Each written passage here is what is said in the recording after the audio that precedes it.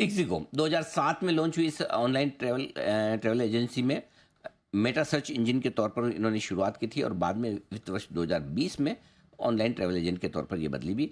यात्रियों को रेलवे, हवाई, बस टिकट और होटल बुकिंग्स देने का कंपनी करती है कारोबार। Ixigo airlines, ixigo rail, confirm ticket and अभी बस ऐप्स, ये चार बड़ी फेमस ऐप्स हैं इस कंपनी के जो आप इस्तेमाल करते हैं। आइए हमारे साथ कंपनी के चेयरमैन, मैनेजिंग डायरेक्टर और ग्रुप सीईओ आलोक बाजपेयी साहब कार्यक्रम में हो रहे हैं शामिल। सर ने आईआईटी कानपुर से बीटेक में इलेक्ट्रिकल इंजीनियरिंग में डिग्री हासिल की है।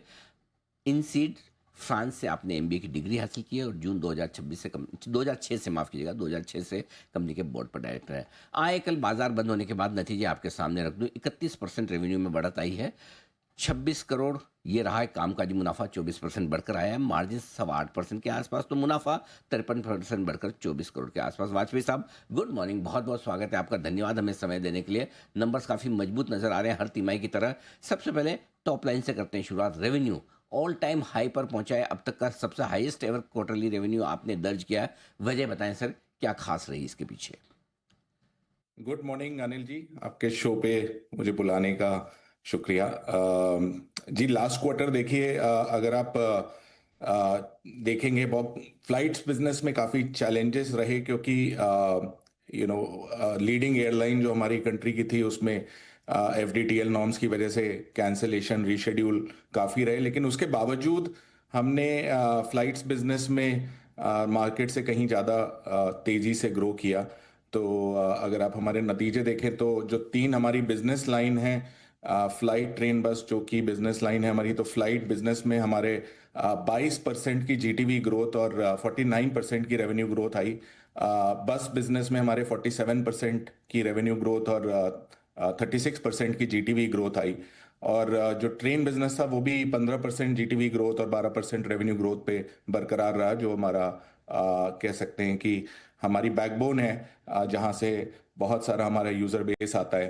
तो पिछले क्वार्टर में मैं कहूँगा कि हमने ये डिमॉन्स्ट्रेट किया कि किस तरह एआई यूज करके हमने इस टफ सिचुएशन में अपने कस्टमर्स को हेल्प किया।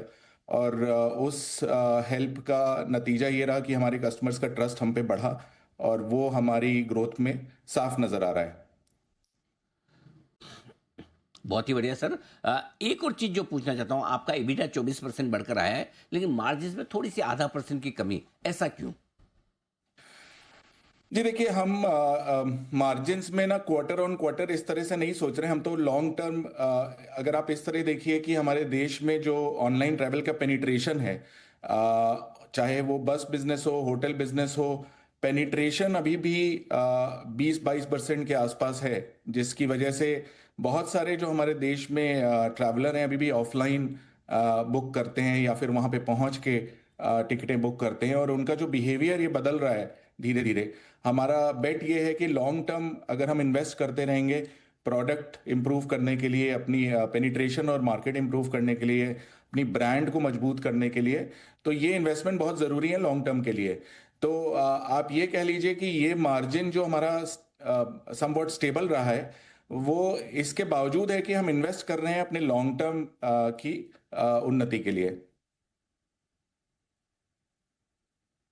आपकी ग्रॉस ट्रांजैक्शन वैल्यू 21% बढ़कर आई साल दर साल। जी लॉन्ग टर्म गाइडेंस आपका जीटीवी को लेकर, ग्रॉस ट्रांजैक्शन वैल्यू को लेकर क्या है, बताएं सर। देखिए, लॉन्ग टर्म गाइडेंस मैं कैटेगरी वाइज सिर्फ ये कहूंगा कि जैसे फ्लाइट और बस की कैटेगरी है जहां पे पेनिट्रेशन हमारा खुद का और मार्केट शेयर जिस लेवल पे है वहां से बहुत इंप्रूवमेंट की उम्मीद है। तो फ्लाइट और बस में ये फास्टर ग्रोथ की उम्मीद रहेगी अगले 2 से 3 साल, क्योंकि अब अगर मार्केट एक सर्टेन स्पीड से ग्रो कर रहा है तो हम उससे फास्टर ग्रो करेंगे इन दोनों कैटेगरी में। जहां तक ट्रेन की बात है, हम ऑलरेडी मार्केट लीडर हैं।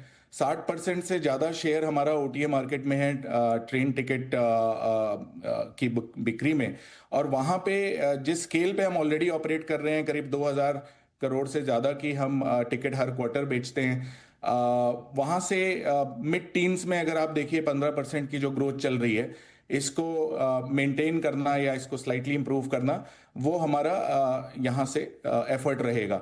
एक जो इसमें ग्रीन शूट है वो ये है कि सरकार ने हाल में अनाउंस किया है कि जितने भी लीडिंग स्टेशन हैं वहां से कैपेसिटी पैसेंजर्स की डबल की जाएगी अगले 5 साल में। अगर आपने देखा हो, अश्विनी वैष्णव जी ने हाल ही में अनाउंस किया है कि जो हमारे टॉप 48 स्टेशन हैं कंट्री में, उसमें पैसेंजर कैपेसिटी का इजाफा किया जाएगा।